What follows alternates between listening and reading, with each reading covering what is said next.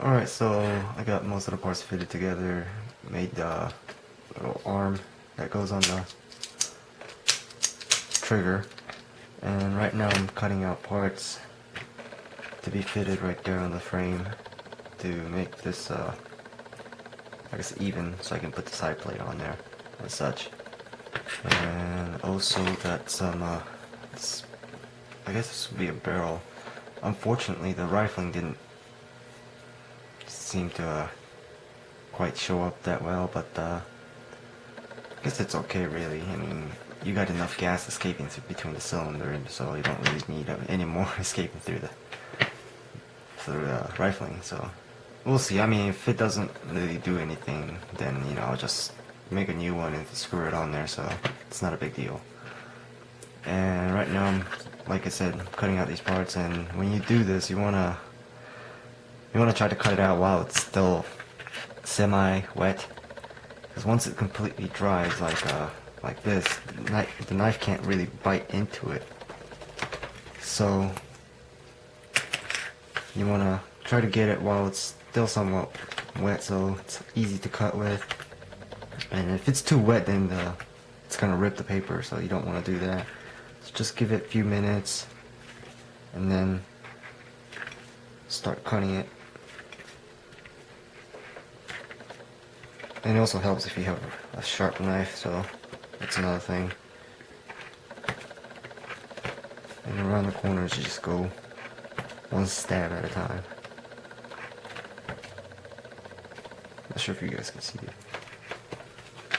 And just go on the other side and basically just connect the dots for what you see.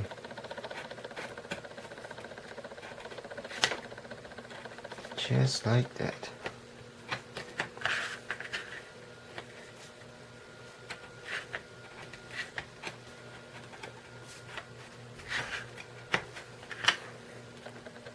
Okay, there you go. And I'm just going to use a set of these pliers to make sure all the layers are stuck together tight.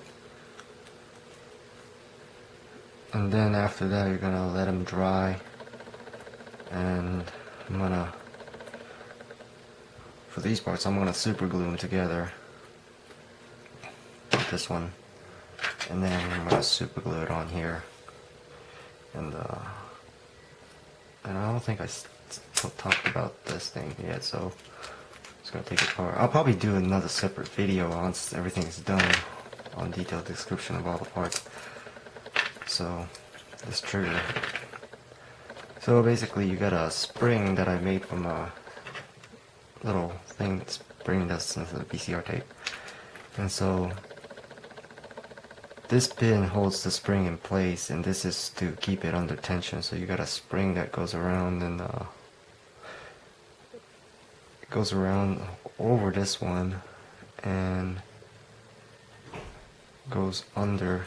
There's another pin right there, so it goes over that pin as well. So when you move the arm back, it's gonna fling the arm right back to its original place. So I'm not sure if you can see it.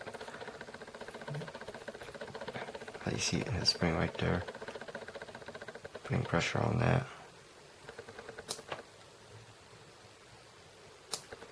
So again, this portion right here is reinforced by paper clip, and that's what I'm actually using as a pin too. So it runs from here all the way around to the tip right there, and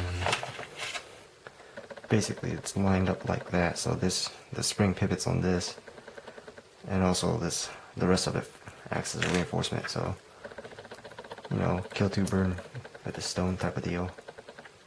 But yeah, it's very simple, really. I mean, you just look up pictures of a real thing, and you can figure out how it works, and then you just imitate that, and half of the time it works.